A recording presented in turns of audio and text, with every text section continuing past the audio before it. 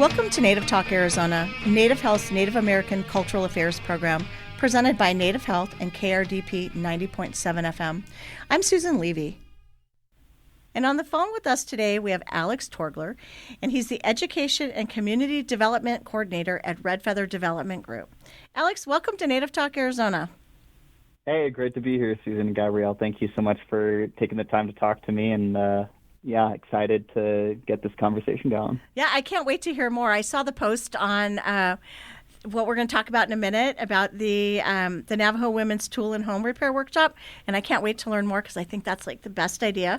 But before we get started, tell us a little bit about yourself, your journey, how you ended up at Red Feather Development Group. So a little bit about me. I was born and raised in Colorado and did a little bit of traveling before coming out to Flagstaff for college. Went to NAU, fellow lumberjack, and I got my degree in environmental sustainability, Bachelor of Science with a focus in global solutions.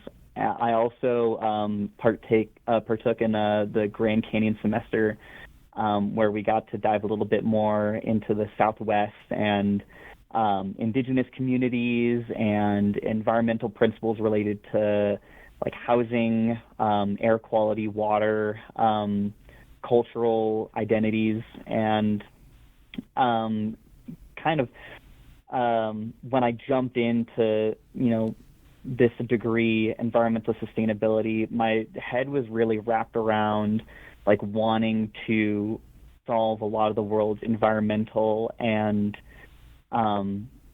cohabitation with nature problems. And to me, that always stuck out as like, go out hiking more and recycle and, crazy technology that allows you to like live this high-tech falutin life that, you always see in those utopia movies about what it means to be sustainable. And as I continued my education in the realm of sustainability, I discovered more that sustainability is a lot more of an in-the-house and an everyday kind of thing. It's the life you lead. It's the quality of the life you lead. And that was like a real, shock to the system. For me, I was like, wow, the thing that I really want to do professionally and assist the world in can take a whole different meaning just from a couple of courses and a couple of conversations. And, that's really broadened my scope to what to look for in terms of a line of work. And I did a very classic post-college move, which was working with the Conservation Corps and doing trail work and working alongside the Forest Service, the national parks. And I was kind of ready to be a little bit more integrated into program development and making some large-scale community change. And I was very fortunate enough to find Red Feather and for them to bring me on board. And slowly but surely just kind of found my way into different realms here. And I'm working with the workshop and education side of things and other community development programs. So it keeps me busy, but honestly, I couldn't be happier with the work that we do and how it relates to the sustainable mission that I try to live my life by. So, well, I'm glad you're a lumberjack. I'm a sun devil, but lumberjacks are good. Okay, so all right. So, and then the Conservation Corps, was that through like the Grand Canyon Trust? Through one of those? So they do. It wasn't the Grand Canyon Trust. I know that they offer similar programs, but mine was just directly with Arizona Conservation Corps. Cool. Okay. All right. Sorry, I digressed a little bit. All right. So a couple questions. What does Red Feather Development Group do? Like, what are the services or programs that they've got? Oh, loaded question, because we do quite a bit, honestly. And we're a continuously adapting organism, which is why I think we've really thrived and continue to grow and expand our service territory and the clients we serve after 30 plus years. So yeah, we've been around for a bit, and Red Feather, we partner with the Hopi and Navajo nations to offer home resources, home repair, educational opportunities, and we tackle a variety of different homeowner needs that relate to home health. So we kind of fit within this sphere of education, construction, and home resources. But that sort of figures in. I mean, you were talking about sustainability at the beginning, and I know that's your background, and the sustainability, like you said, take a hike and all of that. But then when you talk about sustainability and actually bringing it home to your daily life, fixing your home and making it more sustainable, am I thinking of it in the right track? Like, that's what makes the earth more sustainable and all of it more sustainable. You're not having to buy more things. You're conserving resources, reusing, recycling, fixing. And am I sort of getting it? Yeah, I mean, sort of not. For me, that's more of a personal mission, I would say, and like kind of a subculture of what we have here at Red Feather is the environmental principles. Mostly at Red Feather, we're around public health, and a lot of these principles go hand in hand. Housing, like adequate and healthy housing, is like the number one social determinant for like health longevity and being able to live happy, healthy lives. And so it goes hand in hand as well with right. Yeah, and if you don't have like a well-insulated, weatherized house, if you have continuously dangerous conditions that you're living in, whether it's from weather exposure or like access to electricity, clean water, clean air, those can determine the longevity of your health and your quality of life outlook. And it goes hand in hand with sustainability as well.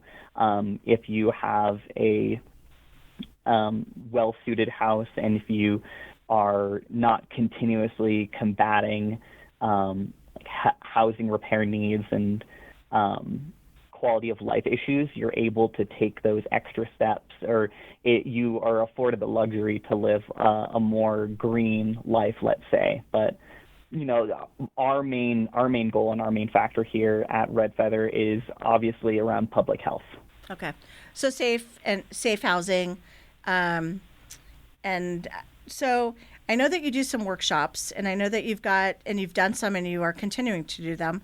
You've got the Navajo Women's Tool and Home Repair Workshop, and I know that it's full, and I know we were going to talk about that today, but I know there's options with that. But is this like the first of its kind? I've not seen anything like this before, like geared for women. Is this a new concept? Is it something you came up with? Is it something you borrowed? Have you done it before? Is it successful? Yeah, happy to go into that. I would say, first off, definitely not first of its kind, at least for us at Red Feather. And this is not something I engineered. I'm happily passing along the torch. But this is probably one of our flagship workshops.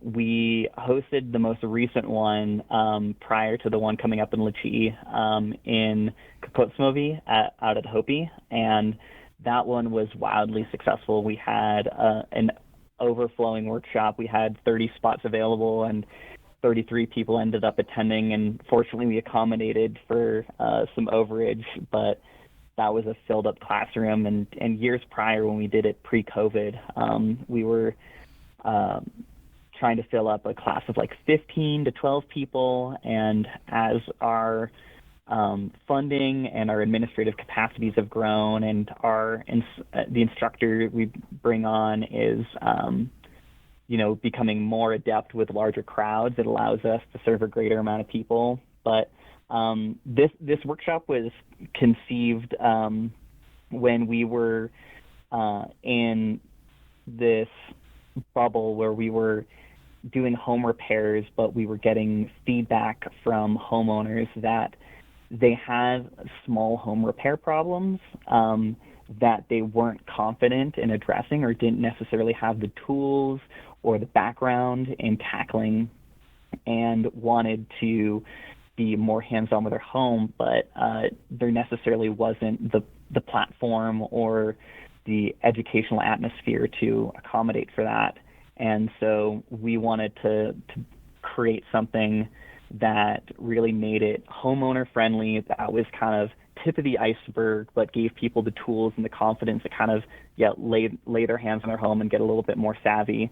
But one of the things we're told is that there is a little bit of an intimidation factor when it comes to men versus women in the workshops. And so we were advised that having a safe women's only space where it's women only and it's very collaborative, it's very social, would be a little bit more welcoming. And that's why the Women's Tool Workshop, I think, is really successful, is because we do allow it to be a safe space where, people from all different backgrounds of hands-on tool experience can kind of come together and encourage and support each other without feeling as if, someone who has 15 years of contracting experience is going to, be there and, make it something more than it isn't. Okay, I agree. I think it's a great idea. I find it intimidating when people try to tell me, and things like using a drill and charging a drill and Allen wrenches and even knowing what all the tools are. I mean, some of it's a lot, and they don't necessarily want to make you feel bad, but it's like, what if I don't know what a certain wrench is or what you do with it, or needle nose pliers. So I think that's a great, I think it's like the best thing I've heard in a long time for homeowners or renters to learn how to take care of their home. And it sort of speaks again to the sustainability, which I know is not Red Feather and that was your personal, but I do think it speaks to that. Rather than throwing something out, you can usually fix, or sometimes you can fix things. But how many, let's talk just about the women's tool and home repair workshops. How many of those do you do a year? So we did one last year in 2024, and Okay. this will be the one that we have lined up for this year coming along. However, we're always energized at Red Feather to pursue and hunt down additional education funds, and we're currently applying for another grant that will give us the capacity to do quite a bit more workshops. And so I would personally love it if we were hosting one of these workshops related to like home DIY repair, like once every 6 months, because the audience is very clearly there, with the amount of RSVPs we get. But generally, it's building blocks for people. You can show up to a variety of our different DIY workshops, and you're always going to take home something that's relevant. So, I would love to get it going every 6 months, but right now, the plan is at least once a year until we get additional funding. So you do other workshops, right? Yeah, we have Okay. quite a catalog of different workshops. We call it our workshop series. Is that in person, or is that like on a website or YouTube or Facebook? I mean, where can they find that? Is it in person and you just go to a workshop? So previously it has been exclusively in person, and we do offer kind of a bit more of abbreviated version of those resources online with our DIY weatherization kit. We also have one-pagers and flyers on our website. If you head to our website, there is a services area, and then there is an online education resources tab under that. And you can find pretty much a lot of the material that we do use within the workshops. But I have a personal goal starting from this workshop onwards that we have the raw footage and we kind of edit our workshops in a way so that we can put them online, and someone who maybe wasn't able to attend a workshop that they really wanted to is able to track down that video and be able to watch it from start to finish and kind of be a part of that workshop, follow along. We'll put in the comments like what tools were used, what resources were brought into the workshop, and hopefully that allows people who want to be a part of these workshops to, find and be a part of the workshop atmosphere from home, hopefully. I think it would be great. One, I would love to say I wish you had that in Phoenix. I think a lot of it is like you watch a lot of YouTube videos. I watch them, how do you fix your toilet? How do you hang a light fixture? And it's like, I find it intimidating the way they talk and like what tools and safety.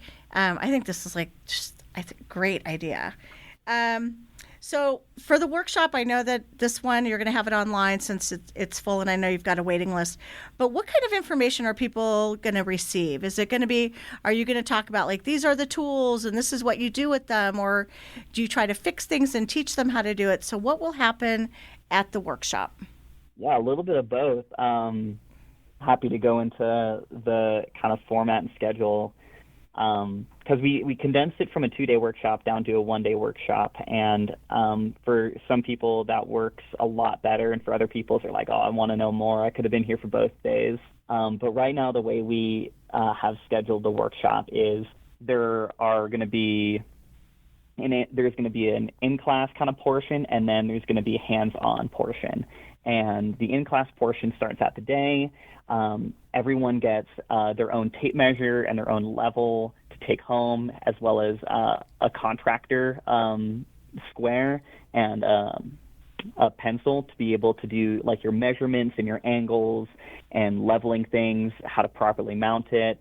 Also a stud finder. And so you're kind of starting off the workshop by getting the basic tools about kind of like when you're prepping to install something or take something apart, deconstruct something, kind of like how a lot of your home project will start. You kind of do that like lay of the land kind of feel, and those handful of tools are generally how you'll start. And so I think that sets the tone really well for the workshop participants, is kind of like, all right, if I'm going to do this project, home repair project, well, and feel good about it afterwards, I might as well like do all my measurements and take all that. And so our instructor will go into, the proper utilization of the level, the measuring tape, being able to kind of like take like square footage of a room. Let's say you're doing like new flooring, or let's say you're trying to get a replacement for a window, replacement for a door, kind of exactly where to take your measurements. And then after that, we go into tackling some of your most common home repair problems. And one of the ones that everyone loves is the drywall repair.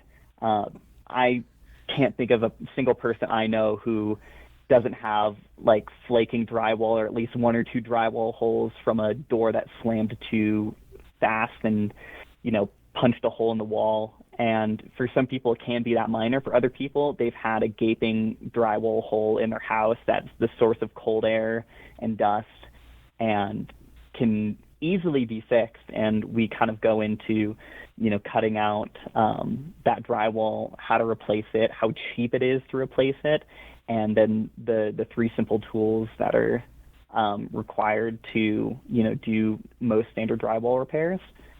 Then we touch on a couple other subjects. We do a little bit of Q&A about like other home repair needs that participants really want to like ask some questions about, and again, make sure it's that social atmosphere.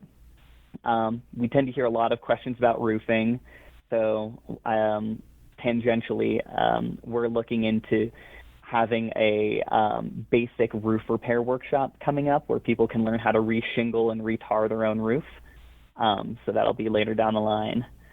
But after lunch, this is where the fun begins, is we have a bunch of pre-cut wood, and every participant will then be given an electric power drill and be able to piece together their own wooden open-top old-fashioned toolbox. It's about 3 feet long, and it's about like 8 inches wide, and it's got a big old wooden dowel handle. And then we fill that toolbox full of tools for each participant to take home. And usually that toolbox construction takes about 2 hours, and everyone helps each other out, and you're pre-drilling holes and you're screwing all the wood pieces together. And then all the tools that you learned about in the workshop that can help you with home repairs, you get to take home. Oh my gosh, I wish I was in Phoenix. I wish you were doing that down here. It sounds amazing. I mean, I don't know how to fix drywall. I don't know how to fix the toilet. There's a lot of things that I would love to learn. So what a great opportunity. So I know, again, the event is full, but I know it's going to be online and you do have a waiting list. So is the event this year, next year, whenever the next one will be that's not full, is this open to anybody? Is it only open to residents on the Navajo Nation or Hopi? What are the requirements? So because our funding does specify specifically that it is servicing the Hopi and Navajo Nation, I do believe that it has the workshop will be based within the boundary of either the Hopi or Navajo Nation within our defined service territory. But as long as you're a tribal member and you have residence out at Hopi or Navajo, then you do qualify to participate. Okay, I've got another question for you. So if for somebody who's wanting to think about doing their own home repairs, and if they're not able to get into the workshop and they haven't watched any of your videos yet, because when you produce them, any tips? Should I get a book? Should I look at YouTube? Should I talk to somebody? What do you suggest? One that's sustainable and economically reasonable. I mean, YouTube University is become the go-to for a lot of people, especially in the DIY atmosphere. My biggest tip with that is honestly just, you said it perfectly beforehand with it can be intimidating sometimes when you have such a variety, and sometimes the way that someone presents something isn't for you. And so what we hope to be at Red Feather is we hope to be a trusted education resource.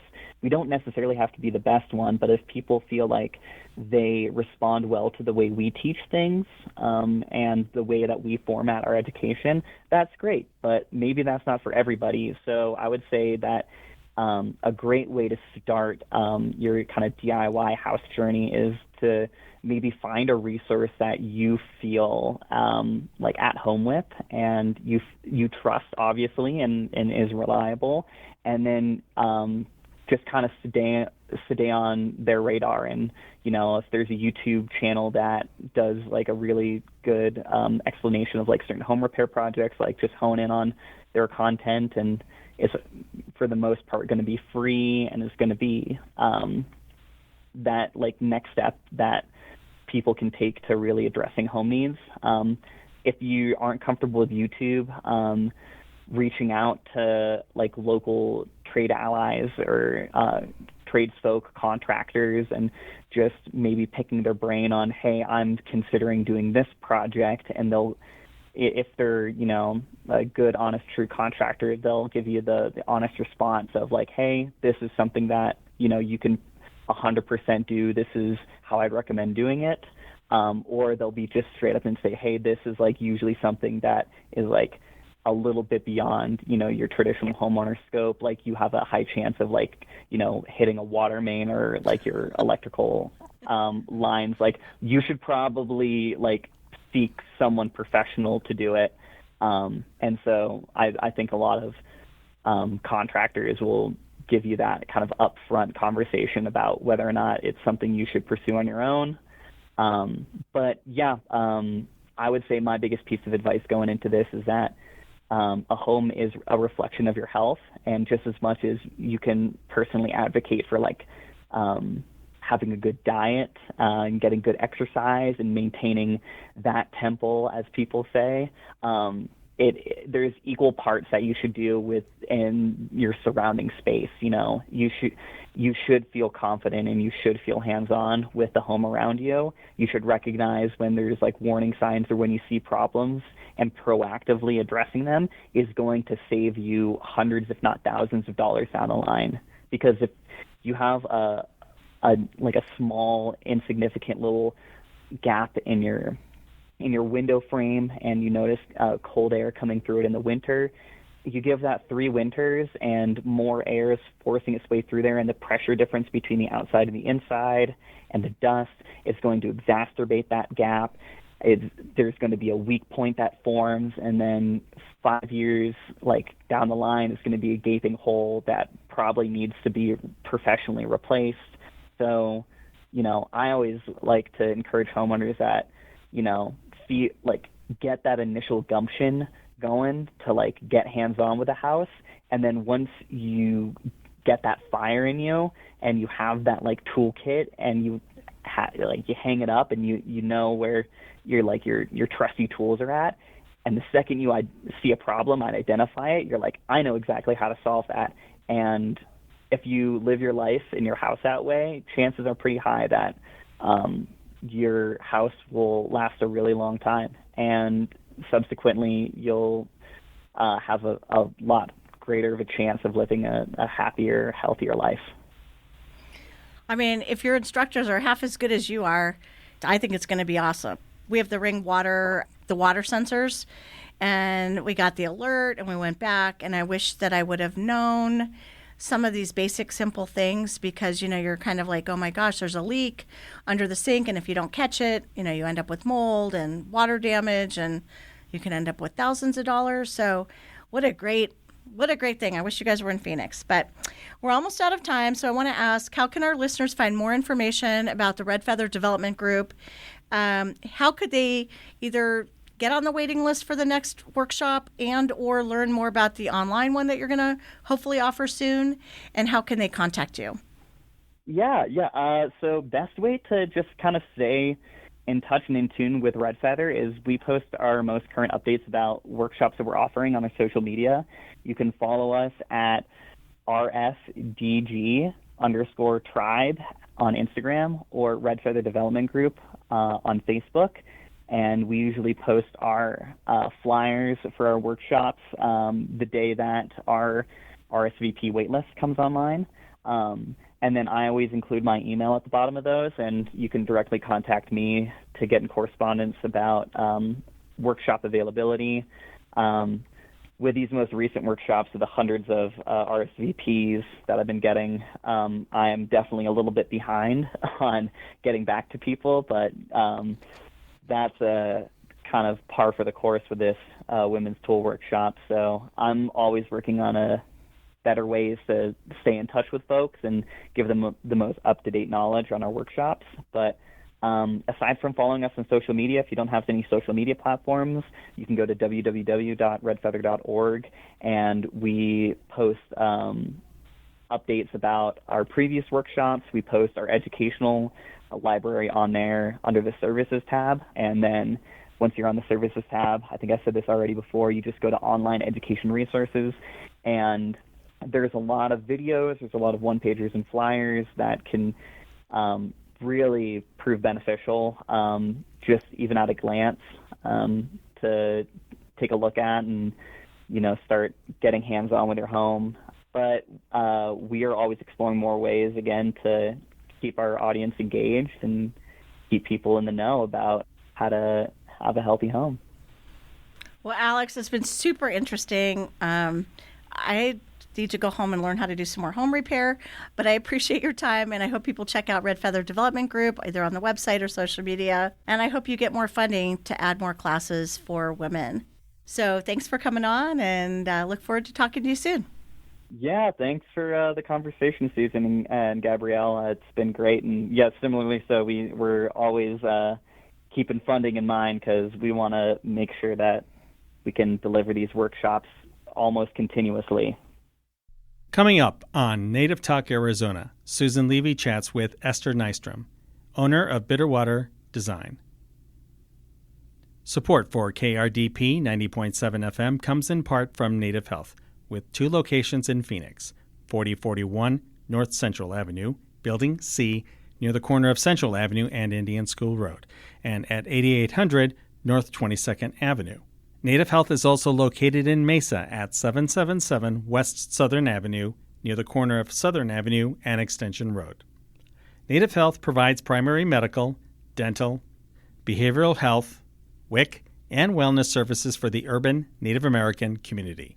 For more information, call 602-279-5262 or visit our webpage at nativehealthphoenix.org.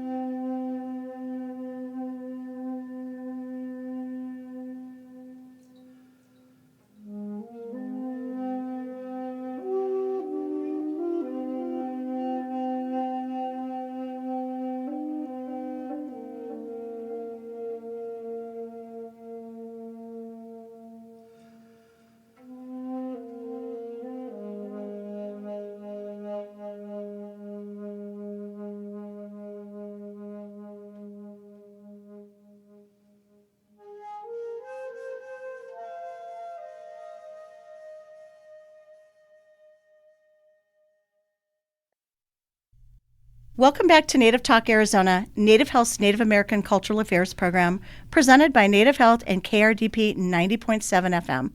I'm Susan Levy. Esther Nystrom is the owner of Bitterwater Design, and she creates beautiful and exquisite Indigenous clothing and other items. Esther, I'm so excited to have you back to Native Talk Arizona. Welcome.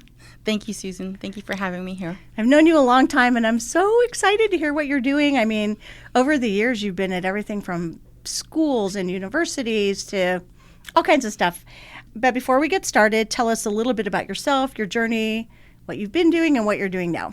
All right. Well, yat e shekedo shidane she etwari chitni nishle biligana basha chin ashihi dashi che biligana dasha nali she Esther Nystrom yanishye. That's the way I introduce myself as a Navajo woman. And a little bit of my background is I have a English degree as well as a business degree and a master's in education and a teaching certificate. A lot. Yep, and I plan on doing more. I'm not stopping there. My ancestral home is Twin Lakes, New Mexico. However, my mother was in the Navajo relocation program and got sent to San Diego, California. Oh, bummer.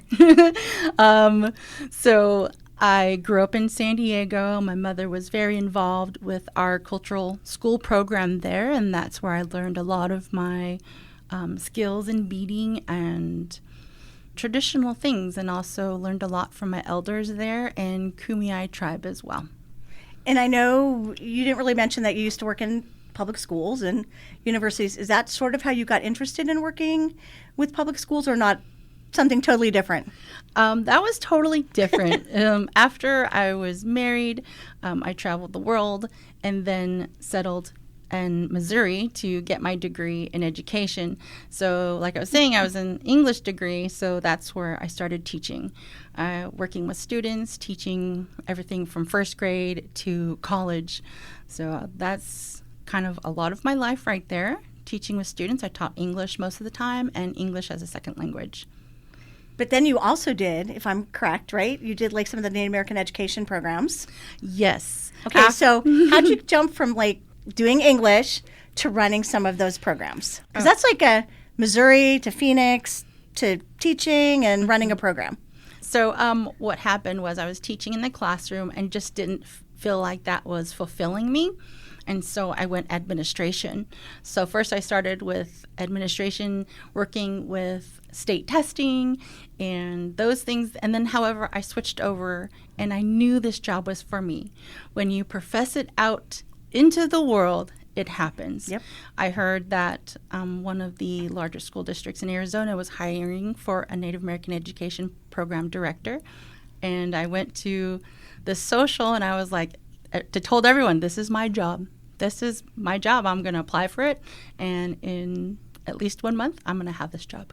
I put it out there in the universe and it happened. They called me. We had an interview and I got that position.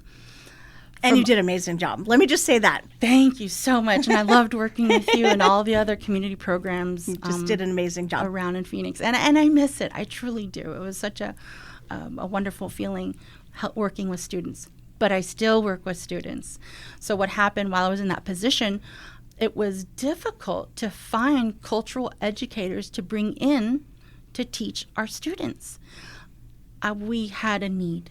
We absolutely had a need. So I worked my normal job in the day, and in the evenings I would piggyback and do cultural lessons. I taught sewing. We did monthly cultural programs. All of these pieces just made me realize who I am as an Indigenous person, and it made me feel like that I needed to give more education to our students, our community, whoever wanted to learn.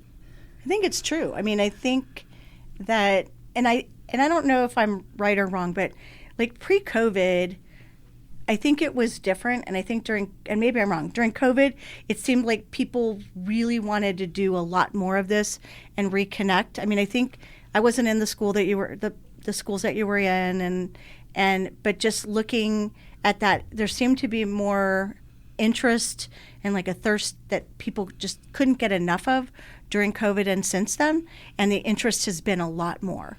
And I don't think people did things pre-COVID that they do now and during COVID? Like a lot more, whether it was online. I know we did a lot online with you, and doing a lot of the videos and having people come in. I think now people just like, it's like there's just not enough of it now. That's exactly where I was going with that. One of the key components was COVID-19. Once we realized that a lot of our elders were passing away, those stories were no longer being told. The skills that it takes to make regalia and be traditional were not with us anymore. So I really felt that pull in sharing the skills that I have to others, to my community. No matter what age or where they were in life, I wanted to share that bit. And I know that my life may be short and shortened, so I need to make sure that I am out there in the community teaching as much as I can before my time is up. But I think you do such a tremendous job with what you're teaching. I mean, I think you just have such a unique skill set, sort of. I think other people teach as well, but you have the educator portion. Correct. I mean, so it's a little bit different, and you're very organized, and you do things very methodically, and working with you is always a pleasure because everything is always on time and set, and I really love that about you and respect that. I know how hard it is, but you do such a great job. That's so good to hear. So you don't see the behind the curtain. No, not at all, but you do such a great job. Wonderful perception. But I definitely see, like, I remember pre-COVID, it was like, I don't think we ever thought of doing a lot of the things that we did during COVID. And then COVID happened, and it's like, oh my gosh. And then we did a couple, and then we did a lot with you, and until we could bring people back. But I just remember, like, people being so excited that they were going to get this at home. And, you know, at least it was something while people were stuck at home, and what a difference it made. Right. And I do get a lot of comments from community members who still see me and say, oh, I really missed that. I want to do that again. Do you have an online portion that you do? I'm not there yet, but I love what I do. I enjoy teaching. And you're good at it. Thank you. And it's no matter what you teach, it's just the passion for teaching. And it happens to be that I'm passionate for my culture and to share that with others and my community. I feel like that is the foundation from which our students grow. It's who we are as Indigenous people. It is a connection to our ancestors, and it makes us strong. It reminds us who we are, that we have the strength and endurance to move forward no matter what is happening around us, no matter where we move, what we look like, what we wear, what music we hear or listen to. We are always building on that foundation. So that is my, I would say, ethos, building on my cultural foundation. And that is what I try to provide for the community as well. You do such a great job. Okay, so I know after you left public school, I think you went to the university. Is that correct? I did, yes. And I think you were like their artist in residence, right? I was the elder in residence there and got to work with the students one-on-one in group sessions, assist with talking circles and giving blessings for community events and things. So you did. What an awesome thing you did. I know people loved you there too. I love it there. Yeah. Okay, then you jumped on, or you continued with like your beading, your sewing, painting, and all kinds of art. Yes. So is that what you're doing now and what you're going into? Yes, it is. So I am in business for myself, Bitterwater Design, and I've officially been in business for 2.5 years. Ooh, awesome. So not long at all, but it's growing slowly. I work with school districts, and they bring me in to teach cultural lessons. I'm working with you guys, Native Health, and working with the students. I love all the different mediums that we get to do.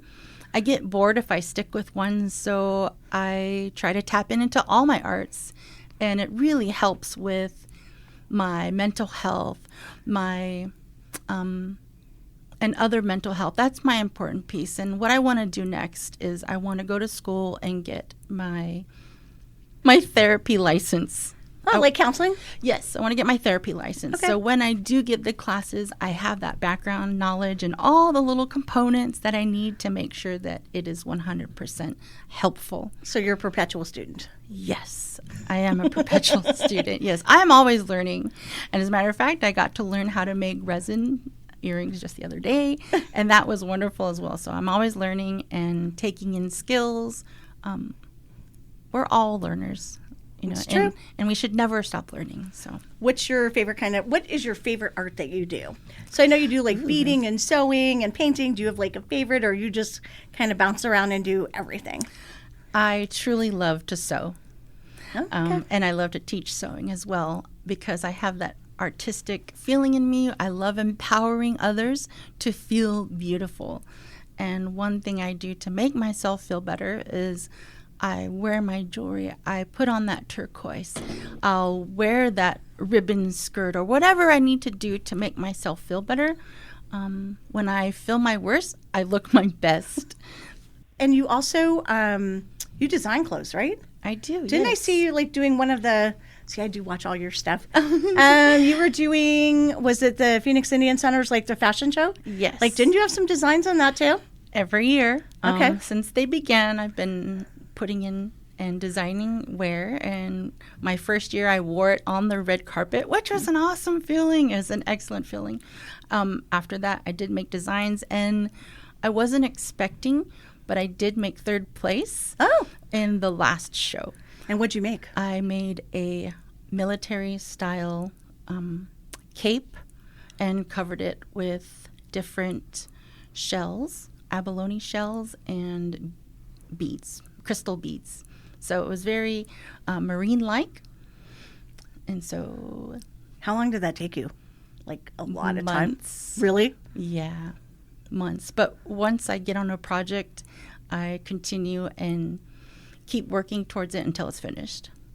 Okay. What are you going to do next year? You don't know? Or you don't want to say? Okay. I'm not sure yet. I kind of want to make a wedding dress. Oh, wow. I'm not getting married because I've been married for a long time, but I think I really want to make a native style wedding dress. God, that would Very be so unique. awesome. Wow. Okay. So, do you have a favorite success story out of everything you've done, whether it's the public school, the university, your art, your fashion? All right. So my favorite That's a hard one. success. It's really not though, because it is my favorite and it's dear to my heart. While I was working with the public school, we had a conference called the Warriors Path Conference, and it hosted 300 to 400 high school students in different areas of development. What reminds me is just my $10 t-shirt. On the back of that t-shirt, the many hours that it spent to work with all the community, businesses, getting them together, collaborating in making this happen was my greatest accomplishment. It is important to me to see our community come together to strengthen our students, and that is my favorite success story. That's awesome. You did a tremendous job with that conference. Thank you. Like, amazing. Thank and you. the feedback that we heard from that was just incredible. Wonderful. That people absolutely loved that, and that was like a total game changer for those students. Yeah. So every time I see a t-shirt or I see someone wearing that, I think about the many hours that went into collaborating with everybody in the community. You do such a great thing. I mean, you do so much for so many. Thank you. Thank you so much. And you do make a difference. All right, so I do want to ask, I did see something on Instagram. So what have you got planned for the future? Okay. Quite a few things. And am I allowed to ask that? Yeah, but my most recent is that I will be working with the Herd Museum on providing family engagement classes. So we'll be doing some beading, mostly beading right now is what we have planned, but we're still in the development stage. So any idea what that's going to look like yet or no? Not yet. Okay. I mean, I've attended classes, so I know what that looks like. And I'm just going to go in there and do my thing, teach. And when will that be? The first class will be July 11th, and you can sign up on their website. So we have to get that out of there. We got to get the word on. Yeah. So are those going to be, That'll be through the herd. Yes, through the herd. And they'll sign up there. Yeah. And are you working with Patty Kalahangwa? Yes, I am. Yes, I am. Okay. I went to an event, and it was just random. I wasn't going to go. No. I was very excited to go, inviting others as well. And I saw her and I was like, "Oh, hey, Patty." She didn't recognize me because I just recently cut my hair. But your hair looks super cute. Thank you. I was like, "Patty," and she's like, "Oh, I took one of your painting classes." And I said, "Yes." And she's like, "Wait right here." And she came back with another person and said, "This is our family engagement person. We'd love to connect with you and provide that for our families." And that's how it just started. That is a great story. Patty's amazing, and so are you. I think you guys are going to make a great team out there and do a lot of great stuff at the herd. And it'll be nice to have those classes there. Thank you. For people to take those. Thank you. And it's still not registering correctly. That's it's in still 2 not weeks? registering 100% that, hey, I'm going to be at the Herd Museum. That's a big deal. That's incredible. I'm really blessed. What are you going to bead? What are you going to teach the families how to bead? Something simple? Is this like a 4-part class or one class at a time? This is one class. It's very simple. Out of all the things that I can bead and do, they asked for one of the most simplest things. We're going to make beaded animals. And so with pony beads, and I've taught it several times at different school districts. And I'm looking forward to working with the kids. It's for people who don't bead, so it's very simple. But yet I have patterns that are more intricate for our advanced beaders. So if people sign up, are all the supplies provided? Yes, all the supplies are provided. Okay, so and instruction. Okay, and after the herd, what other things are you allowed to talk about or say that you might be working on? Anything that you want to mention? Well, the school districts will be coming up. School will be starting soon, so I'm going to be reaching out to different school districts, seeing if I can share my information and my culture with different students in Native programs. And if anybody wants to, so do you also do one-on-one teaching? So if somebody wanted private lessons or a group for their, let's say, book club or something like that, could they call you to do things beading classes or sewing or painting? Yes, I have given individual sewing classes, learning how to use the sewing machine, clean it, tear it apart, put it together, how to read a pattern, how to understand the way to put material. I've done that. I've done smaller group sessions as well. I love working with Salt River Beading Group. Those are on Wednesdays, and we just get together and do some beading. I've done classes there. So it really doesn't matter. I've taught single people and with their daughters or sons to large groups. So it doesn't matter. I just put myself out there and I share my skills. You're so amazing. And you do all these great things. So anybody can contact you. How can they find out about what you're doing? Is it on your social media or do they email you? Do you have a website? Currently, I'm just on social media. My Instagram is Bitterwater Design and Facebook is under Esther Nystrom, or my email is bitterwateraz@gmail.com. So Esther, it has been such a pleasure to have you on today. I always love seeing you, hearing you, knowing what you're doing. Your art is amazing, and you bring this most incredible energy and positivity, this light around you always surrounds you, and you truly are just, one in a million. Thank you so much. It does take work to continue that positive aura. And so I do practice. I do meditation, smudging as well. And I think about the positivity in things. And I try to turn things around to be positive and not let people affect me. You always do the greatest job. And you're always so sweet and so kind and so positive. Thank you. I try. Thanks for coming on. Thank you so much. I appreciate it. And I appreciate what you guys do here at Native Talk Arizona and also the services you provide for Native Health. And I enjoy working with you and all your team. Oh, thanks, Esther. Yeah.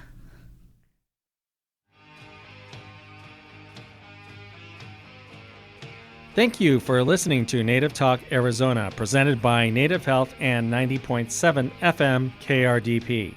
Our executive producer is Susan Levy. Sound engineer is Javier Quiroga. We hope you will tune in again next week. If you have any questions, please reach us at nativetalkaz@listentokrdp.com.